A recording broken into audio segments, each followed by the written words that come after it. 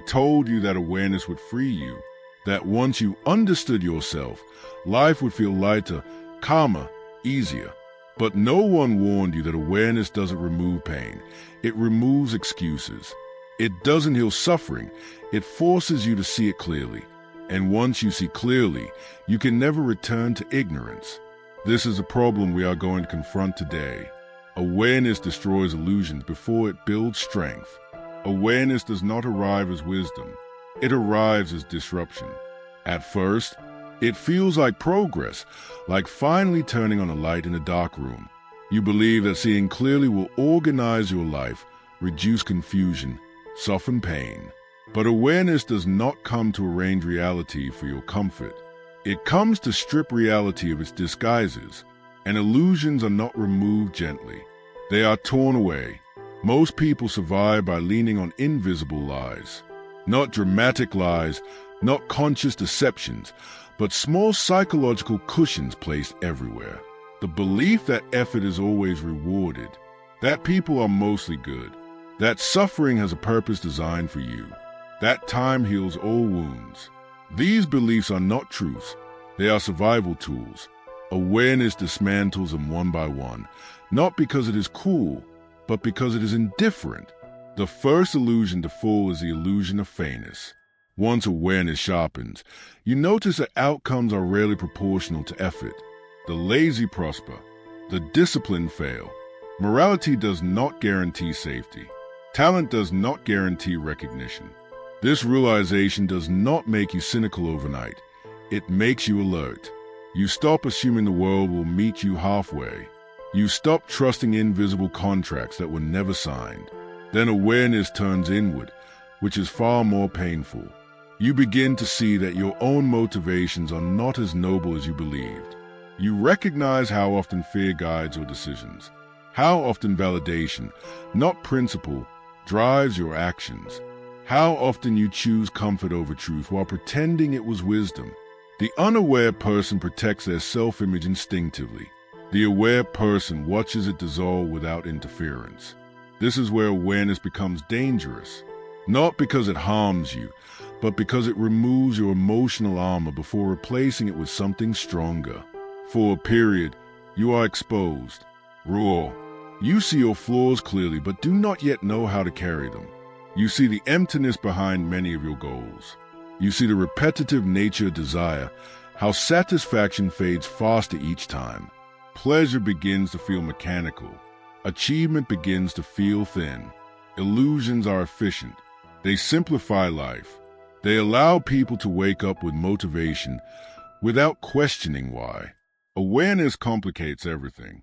Every decision feels heavier because you understand its consequences. Every desire feels suspicious because you recognize its origin. You stop being able to enjoy ignorance retroactively. Even when you try to distract yourself, part of your mind remains awake, watching, analyzing, refusing to fully sink back into sleep. This is why awareness initially feels like loss rather than gain. You lose innocence. You lose spontaneous enthusiasm. You lose the ability to believe without evidence. You lose the comfort of simple narratives. The world no longer feels designed for you. It feels indifferent, sometimes hostile, often absurd. And yet, nothing externally has changed. Only your perception has sharpened. People often mistake this phase for depression or pessimism. It is neither. It is clarity without strength. Awareness is exposed to truth, but resilience is not yet caught up. You feel weakened not because you are, but because the mental crutches have been removed. The unaware person appears confident because their beliefs support them automatically. The aware person must support themselves consciously. Social life becomes more difficult during this stage. You notice contradictions in conversations. You hear what people mean instead of what they say. You recognize performative morality, hidden competition, unspoken resentment. This does not make you superior. It makes you quieter. You realize how much of human interaction depends on mutual illusion, and how disruptive truth can be when introduced without restraint. Awareness also destroys the illusion of constant progress. You see that life moves in cycles. That personal growth is not linear. That insight does not permanently solve suffering. Old fears return in new forms. Old patterns reappear under different names. This recognition is exhausting. The fantasy of final enlightenment collapses. There is no permanent arrival point, only continuous confrontation. Yet awareness is not a mistake. It simply refuses to lie about its cost. Strength does not appear at the beginning of clarity. It emerges later, forged slowly from exposure. Awareness removes illusions first because illusions are incompatible with real power. A mind that depends on false comfort cannot endure prolonged pressure. It breaks the moment reality contradicts expectation. The SO awareness clears the ground brutally. It leaves you standing without guarantees, without stories, without safety nets. It feels like punishment, but it is preparation. The discomfort you experience is not evidence that awareness has failed you. It is evidence that you are between identities, no longer protected by illusion and not yet stabilized by strength. In this space, many retreat. They choose comforting beliefs again. They call awareness negativity and return to sleep. But for those who remain, something irreversible has already happened. You have seen too much to fully forget. The illusions no longer fit. Even if you try to wear them again, they feel artificial, tight, unconvincing. Awareness has altered the structure of your mind, and from this point forward, life cannot be navigated the same way it once was.